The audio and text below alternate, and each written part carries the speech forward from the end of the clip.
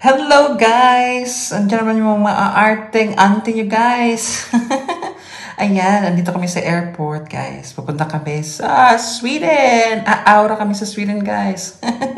Ayun na, boarding na kami guys. Kasama ko pala si German Palablab guys.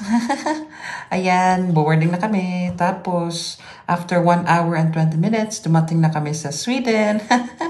Ayan guys, nandito na kami sa loob ng airport. Ang ganda-ganda. Sing ganda ko. Ang ganda, tsaka ang modern na kanilang airport guys. Ayan, tapos ayan, waiting na kami sa aming mga suitcases. Isang malaki at isang maliit. Tulad ni Palablab at tulad ko. May welcome signboard guys. Welcome to Stockholm. Tapos guys, ayan, paalis na kami ng airport, palabas na pala. Pagkalabas namin guys, ayan, bibili na kami ng ticket ng kanilang airport train or express train papuntang city center. Ang haba-haba ng kanilang elevator guys, parang singhaba ng ano ni Afam. Yung pasensya ba guys, yung haba ng pasensya na. Tapos sa kanilang train station guys, ang linis, ang ganda, napaka-modern. Ayan, ang bango-bango. Aura-aura mo na kami. Bye! So ayan guys, mating na ang mga maaarting auntie nyo guys dito sa kanilang Central Train Station. Ayan, ang ganda, ang linis. Ayun, chinecheck ni Palablab kung saan direction papunta ang aming destination. Dumating naming train, metro. Ang modern na kanilang metro train, guys. Tapos, pagkababa namin, binungad kami ng mga magagagandang street art sa kanilang walls. Ayan, napakaganda ng kanilang Swedish vibes. Iba-iba talaga yung vibes, no? Tapos, ayan guys, we're crossing the street as you can see. Ayan ang aming hotel na tutulugan, syempre. Ayan, medyo malamig-lamig na dito guys. Ayan, ang ganda ng kanilang palibot, napaka-quiet. Ayan, we're going to enter now Marriott Hotel. Tapos mag-check-in, ayan na kami sa aming room for 4 nights. Hi guys! Nandito na kami guys, mga maarting auntie at uncle nyo guys. Nandito kami sa aming hotel room dito sa Stockholm, Sweden. Ang arte-arte ko lang talaga. Tapos guys, ito na ang aming love nest for 4 nights. Ayan, love nest. Alam nyo na, charot lang. So ayan guys, napakaganda ng kanilang hotel room dito sa Marriott, dito sa Stockholm. So, ayan, di siya masyadong masikip, di siya masyadong malaki. Meron siyang bed of course. Yan naman yung maliit nila na bar. Tapos yung maliit nila na wardrobe or closet.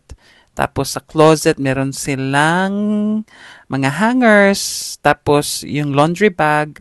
Tapos doon sa baba meron din silang anong tawag dyan, yung safety deposit box. Ayan, para pag may mga dildos kayo guys, mga ganyan, doon nyo ilalagay para safe, para hindi gamitin ng mga cleaner. So ayan, dyan natin sa bathroom, may bathtub, very simple, may toilet, may shower.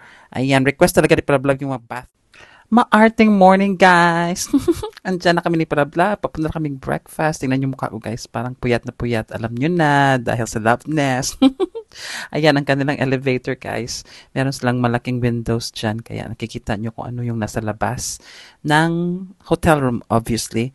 Tapos, ayan na nga yung mga autumn trees.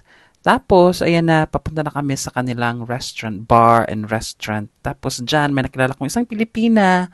Kaya hindi ko na siya na-vlog, guys. Kasi nga, yun, nahiya ko. Inabutan ako ng hiya.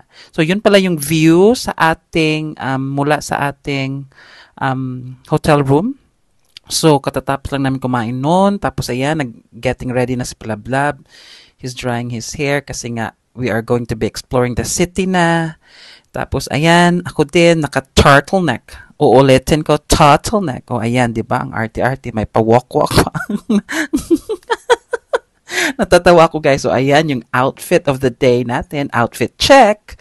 May pa-flip pa ng hair, pa-flick pa ng foot, ng leg. Ayan, arte-arte morning. Bye! Ayan, guys, sinuot ko ng aking red coat na very head turner. Ayan, tapos sa elevator, outfit of the day check tayo. Tapos pagkalabas namin, ayan, ang ganda ng Sweden. Tapos while nagre-record ako guys, muntik na kumasagsaan ni Kuya Junjun. Ay, ano ba yan? Ayan, tatanga-tanga kasi ako guys. Ayan, tuloy ang arte-arte.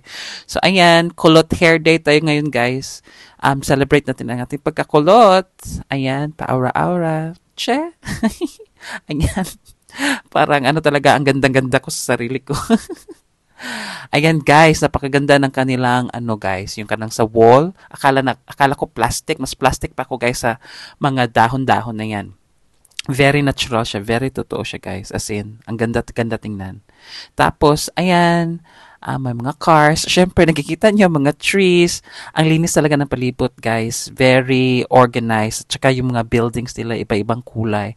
Tapos yung sa hotel namin, malapit kami sa sea, Baltic Sea, kaya napakaganda, napaka-still ng water, napakalinis. Ayan, grabe na mangha talaga ako guys. Tapos ang ganda-ganda ng mga palibot.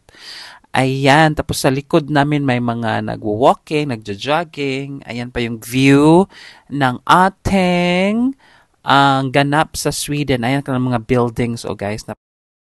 Maganda talaga guys, kaya seize the moment ang papapicture-picture namin ni Palablab, pa-video-video. Tapos dyan naman guys, meron silang mga vista point na pwede tayong magkapag-rest dahil napagod ang mga maarting auntie nyo guys. Si uncle, maarting uncle, ayan. Umupo kami, nagmuni-muni, tapos in-enjoy namin yung mga views talaga. Tapos may seryosong usapan kami guys. Ang sabi ko sa kanya, masarap pa ba ako? Ang arte-arte. Sabi niya, ang sarap mo pa. Ayan, charot-charot lang, charot-charot. So, ayan guys, napakaganda ng panahon dyan. Medyo mahangin nga lang, kaya yung kulot ko ay medyo mas kumulot. Oh, ayan, bonggang-bongga talaga. So, pumasyal kayo sa Sweden guys, kaya hanggang dito na lang ating vlog guys dahil magpapahinga muna kami at mag-enjoy muna kami sa aming mga paligid-ligid. Ayan, goodbye!